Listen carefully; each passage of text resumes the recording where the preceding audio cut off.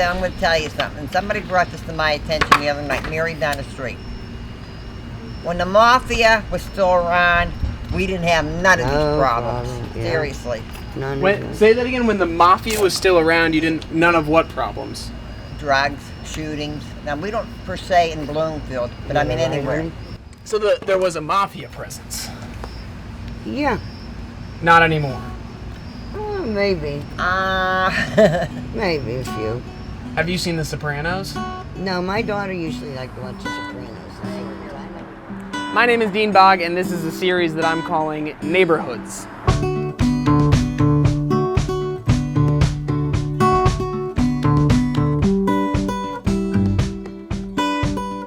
Over the course of the next 5 weeks, I'll be exploring and documenting what I think are some of the most interesting and unique Pittsburgh neighborhoods.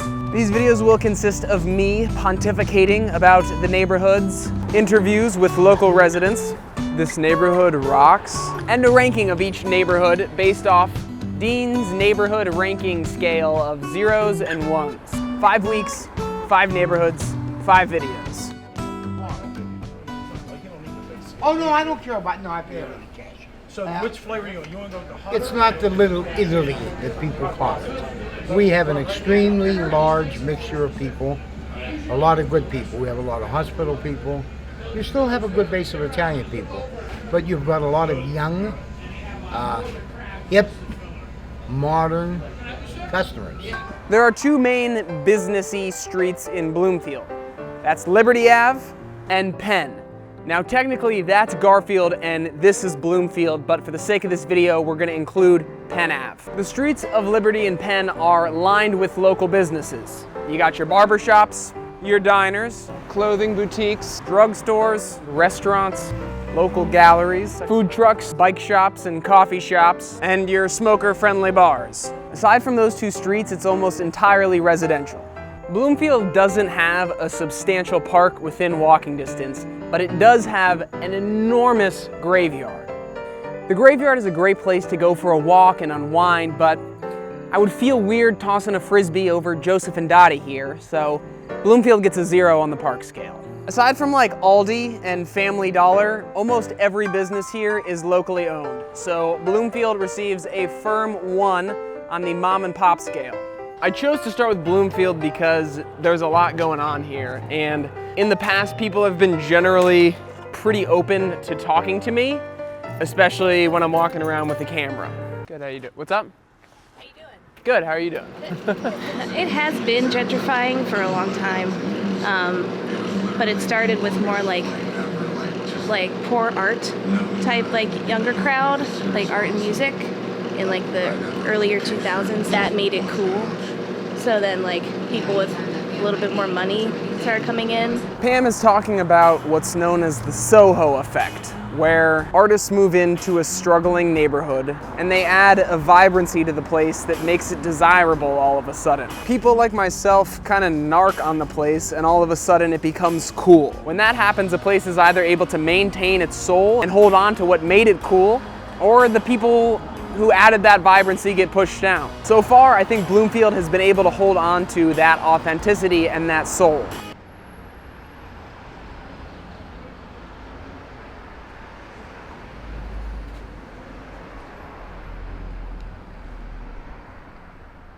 Hello. How are you doing? Okay, Rocky, I need 2 things. Yes, sir. What do you need? 738C, which is this guy. Tube, Schrader valve, yep. And then I'm doing a neighborhood series starting with Bloomfield. Oh, wonderful. So I'm curious as to hear your general thoughts on the neighborhood, or how you would describe Bloomfield to someone who's never been here. I don't know. Bloomfield is unique. It's where like Pittsburgh's old school blue collar meets Pittsburgh's young, I don't know, newcomers. I feel like my kid growing up in this city or closer to the city is a lot different than my teenage years in the suburbs. Yeah. It reminds me of when I lived in Manila. Is Bloomfield a good place to raise a family? Yes and no. Why? There's not enough little kids. Okay. I feel like it's a great place when you think about stuff to do and walkability and being close to the museums, being close to this. We walk to school, but then again, his school is like one of the lowest ranked schools in the state. I believe in the public school system. I went to the public schools, and I think a lot of education, a lot of it happens at home.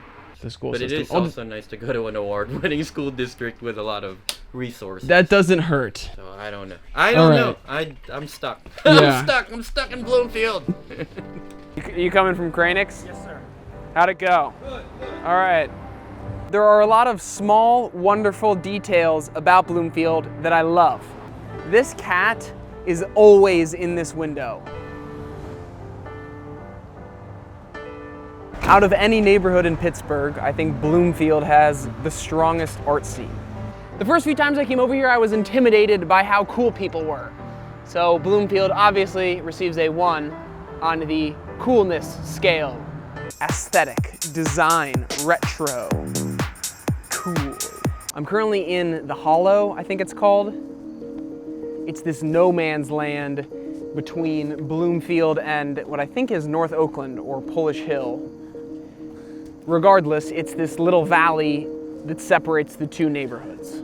I've talked about this before, but one of the things I find unique about the neighborhoods of Pittsburgh is that unlike other cities, the neighborhoods don't really blend together. You'll have a steep hillside that cuts the neighborhood off and keeps the atmosphere of that neighborhood contained. So Bloomfield is very different than North Oakland. If you want to get to Bloomfield from Oakland, you have to go across this enormous, colossal bridge that is above me, known as the Bloomfield Bridge.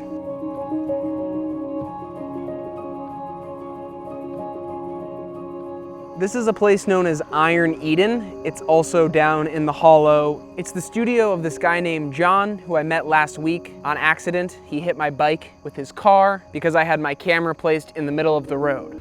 Howdy. Whoa. No worries, I'm Dean. Hi, Dean. What's your name? John. John. I suppose if there's a message that I'm trying to get across here, it's that and I'm speaking to myself here as much as I'm speaking to anyone watching this. Instead to fantasize about a better life in a better place in a bigger city with sexier friends. Sorry guys. Try to find the wonder in where you are right now.